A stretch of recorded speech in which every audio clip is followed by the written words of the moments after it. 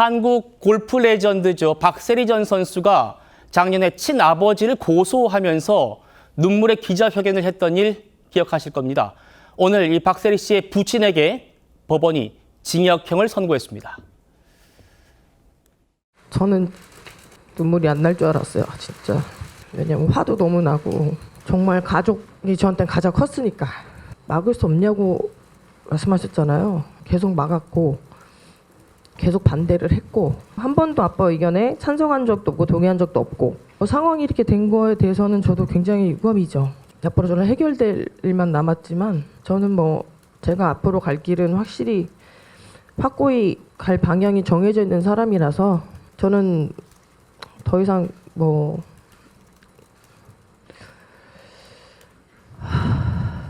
오늘 이 자리에서 한 번 더 확실하게 하고 가야지만이 제가 가는 길에 있어서 더 단단하게 시작할 수 있을 것 같아서 오늘 이렇게 시작을 한 거예요.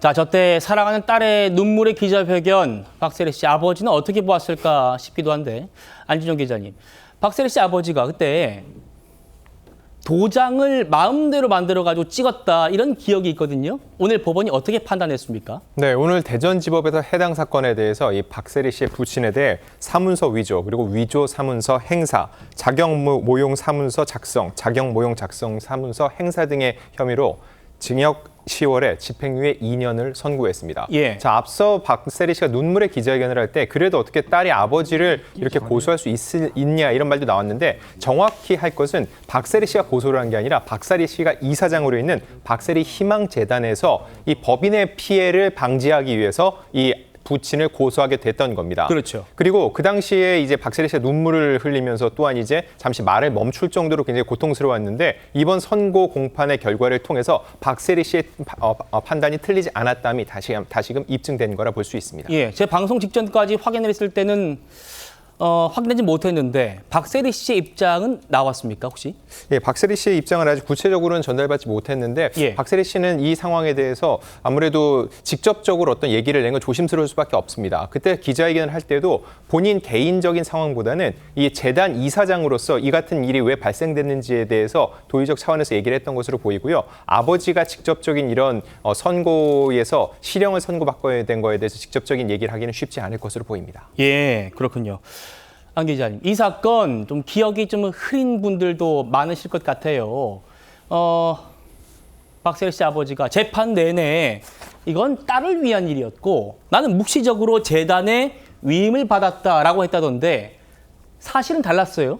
가장 큰 건 권한이 없는 사람이 권한이 있는 것처럼 행사를 했다는 겁니다. 자, 제일 큰 건 새만금 국제골프학교 이 설립 추진 과정에 있었습니다. 이 박세리 씨 아버지는 마치 본인이 이 재단 이사장으로서 회장으로서 권한이 있는 것처럼 행사를 했고요. 예. 임의로 새긴 이 도장을 찍어서 서류에 날인한 혐의로 재판에 넘겨지게 됐던 겁니다. 결국 이 참가 의향서를 행정기관에 제출하게 됐는데 업체 간 협약까지 맺었지만 사실상 박세리 희망재단에서는 어떠한 권한도 위임받지 못하고 직책도 없는 상황이었다는 게 알려지게 된 거죠. 그렇군요. 이에 결국 이 희망재단 쪽에서 고소를 하게 된 거고요. 이후에 박 씨는 아까 말씀하신 대로 본인이 이 재단 측의 묵시적 위임, 즉 직접적으로 어떤 계약서는 없지만 나한테 이것을 넘긴다는 묵시적 계약이 있었다는 주장을 내놨지만 재판부는 이를 받아들이지 않은 겁니다. 그렇군요. 박세리 씨 아버지 사문서 위조뿐만 아니라 채무 문제로도 딸과 갈등을 겪었습니다. 작년 기자회견 내용 조금 더 들어보죠. 꽤 오랫동안 이 상황이 있었던 거는 사실이에요. 제가 한 번 해결하면 또 다른 채무 관계가 또 수면에 올라오고 또 한 번 해결하면 또 다른 문제가 올라오기 시작했던 게 그게 이제 시발점이 됐던 것 같아요. 사실상 아버님하고 오래전부터 좀 소통이 단절된 상황이라고 이해해도 되는 건지. 그렇죠. 왜냐면 이런 문제가 갑자기 생기지는 않았어요. 오래전부터 생겼었고 이런 문제점이 한두 번이 아니기 때문에 저희 아빠이기 때문에 아빠가 갖고 계셨던 모든 채무 관련해서 제가 다 변제를 해드렸지만 이제 더 이상은 제가 할 수 있는 부분, 할 수 없는 부분까지 오게 됐던 거예요. 제가 감당할 수 있는 수위가 이미 선을 넘어섰기 때문에 이제는 더 이상은 이렇게 갔다가는 제가 가고자 하는 길에 있어서 굉장히 이제는 힘들 것 같더라고요. 안계진, 오늘 재판부가 집행유예를 선고하면서 이번 사건으로 재단의 뭐 금전적인 피해는 없었기 때문에 집행유예다 이렇게 또 얘기를 했던데 다른 문제로도 좀 채무 문제가 있었더군요. 네, 그렇습니다. 말씀하신 대로 이 박세리 씨의 아버지는 그동안 박세리 씨 모르게 여러 가지 채무 문제가 발생됐고요.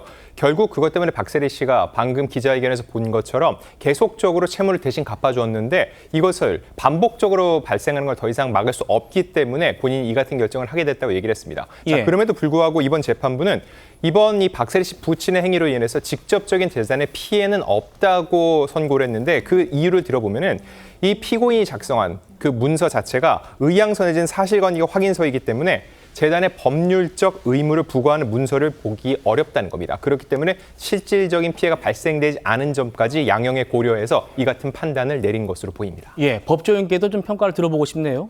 김광산 변호사님.